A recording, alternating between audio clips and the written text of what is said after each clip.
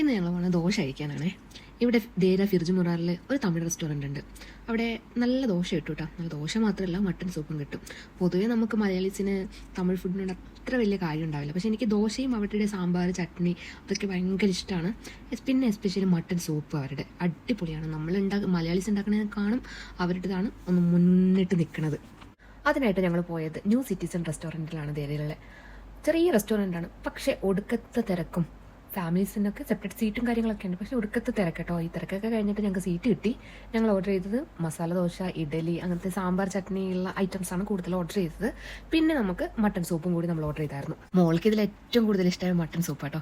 ആളത് spoon വെച്ചിട്ടൊക്കെ കുടിക്കാൻ തുടങ്ങി. അത് കഴിഞ്ഞിട്ട് ആ പാത്രത്തോടെ അങ്ങ് കുടിക്കാൻ തുടങ്ങി. അടിപൊളിയാണ് അവരുടെ മട്ടൻ സൂപ്പ്. ഫുഡ് ഒരു രക്ഷയില്ല കേട്ടോ. നമുക്കൊരു ഹോംലി ഫുഡ് കഴിക്കണം ആ ഒരു ഫീലാണ് അവിടുന്ന് കിട്ടിയത്. ആ ഒരു റെസ്റ്റോറൻറ്റ് കാണുമ്പോൾ അത്രയും ബഹളവും ആൾക്കാരും കാണുമ്പോൾ ശരിക്കും നമ്മളെ നാട്ടിലത്തെ റെസ്റ്റോറൻറ്റിലൊക്കെ പോയാലുള്ള ഒരു ഫീലില്ലേ, ആ ഒരു ഫീലായിരുന്നു ശരിക്കും പറഞ്ഞാൽ അവിടെ ഉണ്ടായത്. ഫുഡൊക്കെ കഴിച്ചിട്ട് നേരെ പോയത് റൂമിലോട്ട് കുറച്ച് ഗ്രോസറി ഐറ്റംസ് വാങ്ങിക്കാനായിട്ട് തലാൽ മാർക്കറ്റിലാണ്. അങ്ങനെ അവിടുന്ന് കുറച്ച് ഗ്രോസറി ഐറ്റംസ് ഒക്കെ വാങ്ങിച്ചിട്ട് പുറത്തിറങ്ങുമ്പോൾ അവരുടെ തന്നെ കൗണ്ടർ ഉണ്ട് കേട്ടോ ഐസ്ക്രീമിൻ്റെ. മുമ്പ് അത് 1 ദിറംസിനായിരുന്നു ഓരോ സ്കൂപ്പ് വീതം കൊടുക്കുന്നത് അവർ.